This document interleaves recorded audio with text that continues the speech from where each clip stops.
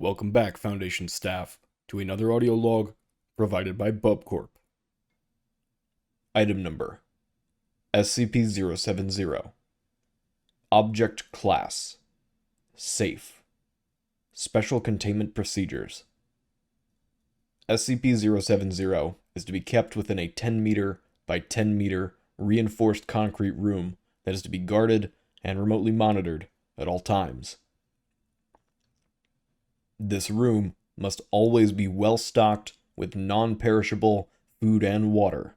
See Document 070-IC for a complete inventory of these items, as well as basic amenities for humanoid SCPs.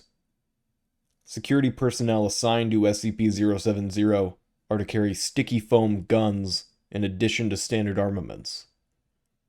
Structural integrity of SCP-070's containment room is to be checked twice daily. In case of excessive structural damage, SCP-070 is to be incapacitated and relocated to a nearby backup containment room as described above. If a reinforced concrete room of sufficient strength is not available, SCP-070 may be temporarily contained in a cell of stronger material until another concrete room can be prepared. SCP-070 is to be given sedatives and painkillers upon request, but no more than maximum dosages determined by Dr. Dumount. Personnel who enter SCP-070's containment room for any reason must be unarmed and should wear puncture-resistant body armor. Armed guards must remain outside and out of sight of SCP-070. In case of containment breach due to somnambulism, security personnel are to alert site administration, place food and water in the apparent path of SCP-070, and maintain a clear zone of 25 meters around SCP-070. In any other case of containment breach, or if SCP-070 becomes violent during somnambulism, personnel are authorized to incapacitate SCP-070 using sticky foam. Care must be taken to avoid smothering SCP-070. Because SCP-070 reflexively responds violently to injury or attack, security personnel should refrain from using lethal force or otherwise injuring SCP-070 if at all possible. Description: SCP-070 appears to be a human male of Native American descent with a normal appearance save for a pair of rusty metal wings emerging from his back. Each wing is composed of several flat iron bars about 6 meters wide, connected end to end by rotating rivets to form an articulated length of metal over 2 meters long. Hanging from these bars are chains of various lengths, 22 on each wing, each tipped with a barbed arrowhead. SCP-070 appears to have no other anomalous properties besides these wings.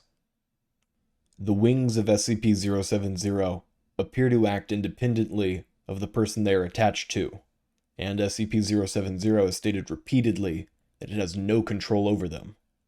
However, when damage has been done to the wings, SCP-070 has shown signs of physiological distress, including sweating, reduced blood flow to face, and screaming in pain.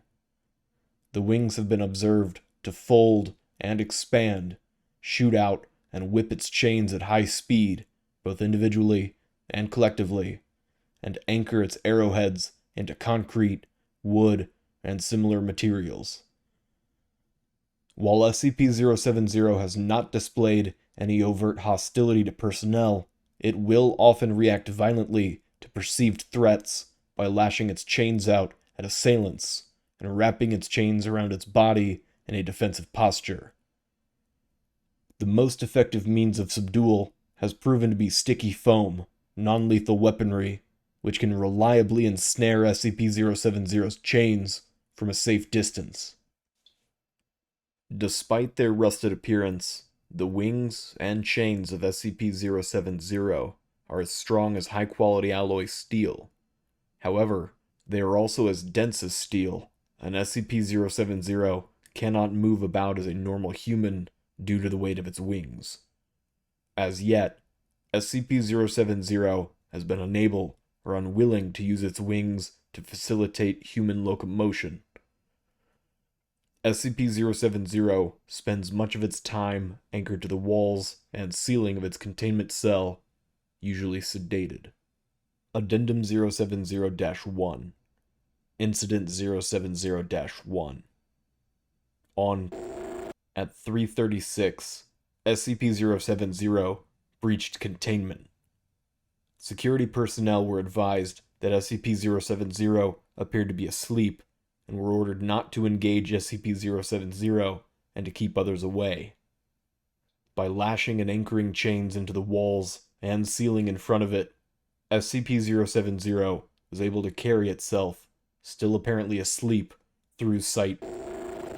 SCP-070 broke into the food stores of Canteen 4 and proceeded to gorge itself on the available food and water. Almost 19 minutes later, apparently sated, SCP-070 returned to its containment room. At no time did SCP-070 appear to wake up. SCP-070 claimed no knowledge of the event afterward. Addendum 070-2 Personal Background Interviews have revealed that SCP-070 is named and is capable of reciting the correct social security number for a U.S. citizen of the same name and age. SCP-070 claims to be a member of the Kiowa tribe, and SCP-070 claims to not know how the wings came to be, only remembering waking up in a scrapyard with them after taking a lot of peyote the night before. This will conclude the audio log of SCP-070.